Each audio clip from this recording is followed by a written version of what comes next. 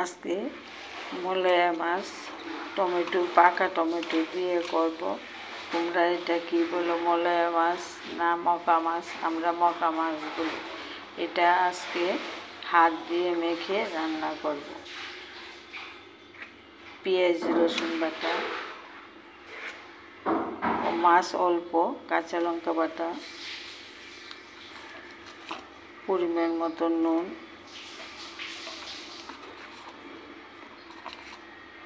পরিমাণ মতন হলুদ, রঙের জন্য কাশ্মীরি লঙ্কা,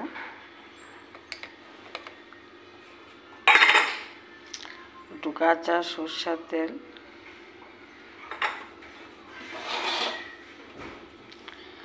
টমেটো কেটে রেখেছি ওগুলো দিয়ে দেব।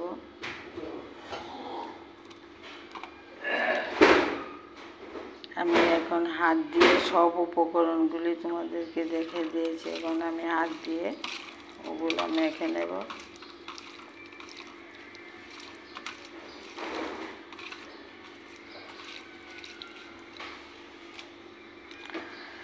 দুটা কাঁচা লঙ্কা চিড়ে রেখেছি ওগুলো দিয়ে দেব।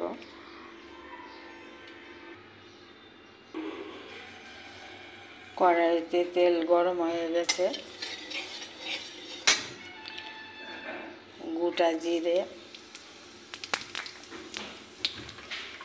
পেঁয়াজ কুচি কুচি করে কেটে রেখেছি ওগুলো দিয়ে দেব।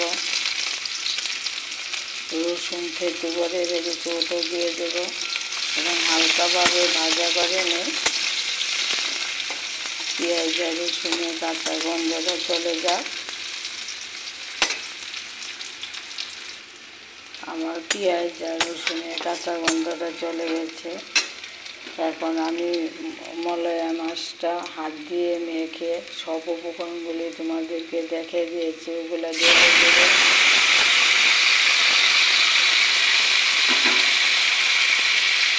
আলতুভাবে এটা একটু লাগিয়ে দেব।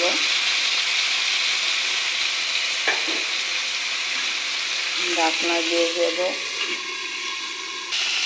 আমার মাছটা দেখো ভাজা ভাজা হয়ে গেছে। এখন কাঁচা পেঁয়াজ কেটে রেখেছি ওটা দিয়ে দেব। তোমরা এইভাবে মকা মাছ বা মলয়া মাছ কীভাবে করে আমাকে কমেন্ট করে বলবে। আমি বেগুন দিইনি, টমেটো দিয়েছি, গরম জল করে রেখেছি ওটা দিয়ে দেব।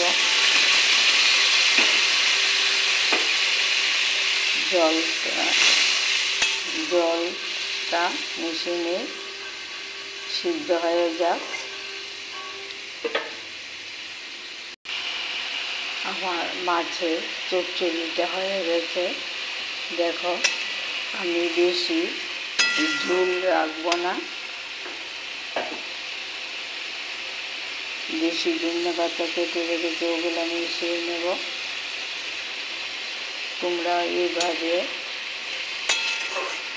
করে একদিন হলো বাড়িতে করে খাবে। দেখো, আমার মলয়া মাছ বা মকা মাছের চচ্চড়িটা তোমাদের সঙ্গে শেয়ার করেছি। সাধারণভাবে আমি বেগুন দিয়ে নিই। এখন আমি বাটিতে সার্ভ করে নেব। দেখো কি সুন্দর হয়ে গেছে। এই যে মলয়া মাছ পাকা টমেটো দিয়ে করেছি। এখন বাটিতে সার্ভ করে নেব। আমি বাটিতে সার্ভ করে নিয়েছি।